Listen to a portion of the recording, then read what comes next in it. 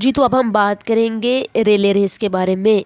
Relay race track and field event है, ठीक है जी। आप इसको ट्रैक पे भी खेल सकते हो, आप इसको फील्ड पे भी खेल सकते हो। और रिले रेस में हर टीम में 4 एथलीट होते हैं। कितने होते हैं? 4 एथलीट। और हर एथलीट इक्वल डिस्टेंस पे रनिंग करता है। ये हम बात कर रहे हैं 4x100 मीटर रिले की और 4x400 मीटर रिले के बारे में। अभी हम इन दो के बारे में बात कर रहे हैं जो कि IAAF और ओलंपिक्स में खेली जाती हैं। वर्ल्ड एथलेटिक्स चैम्पियनशिप में, ओलंपिक में खेली जाती है, उनके बारे में बात कर रहे हैं जो कि ऑफिशियल गेम है। आपने जो भी रिले रेस है उसमें 2 बातें याद रखनी है। रिले रेस के अंदर एक तो बैटन होता है हाथ में एथलीट्स के, जो वो लेके भागते हैं और अगले प्लेयर को देते हैं, फिर अगला प्लेयर उससे अगले प्लेयर को देता है। इस तरह ये तमाम की तमाम गेम कंप्लीट होती है। रिले रेस के अंदर जो पहली बात याद रखने की है वो ये है कि बैटन का वेट कितना होता है। और दूसरी बात याद रखने की ये है कि जो बैटन एक्सचेंज एरिया होता है वो कितने मीटर का होता है। ये 2 बातें अहम है रिले रेस के अंदर। बाकी इसमें कोई बात इतनी अहम नहीं है।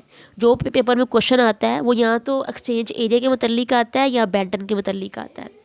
20 मीटर का एक्सचेंज एरिया होता है। और दूसरी बात ये है कि जो बैटन होता है वो एक्सक्यूज़ मी, वो 50 ग्राम से लेस नहीं होना चाहिए उसका वेट। और जो लंबाई है बैटन की वो 28 से 30 सेंटीमीटर तक होनी चाहिए।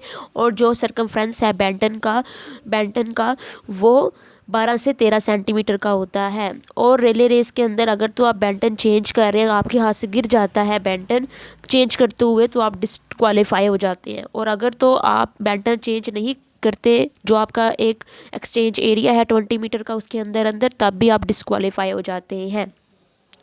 उसके बाद हम बात कर लेते हैं कि जो 4x400 मीटर की रिले रेस है उसके रूल्स भी सेम 4x100 मीटर की रिले रेस जैसे हैं। फ़र्क क्या है? जो 4x100 मीटर रिले रेस होती है उसमें हर पर्सन अपनी लेन में भागता है, लेकिन जो 4x400 मीटर की रिले रेस होती है उसमें आप अपनी लाइन से बाहर आ सकते हो, अपनी लेन से बाहर आ सकते हो।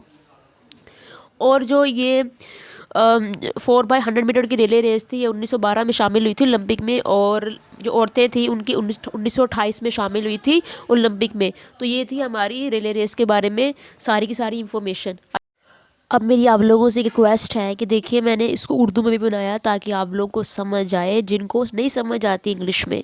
तो मेरी आप लोगों से यही रिक्वेस्ट है कि अपने दोस्तों के साथ चैनल को शेयर कीजिए। और पूरे पाकिस्तान में पता चल जाना चाहिए और पूरे इंडिया में भी कि एक चैनल है जहाँ पे स्पोर्ट्स साइंसेस का नॉलेज इस तरह समझाया जाता है। ये आप लोगों ने ये काम करना है मेरा, ठीक है जी। ओके जी।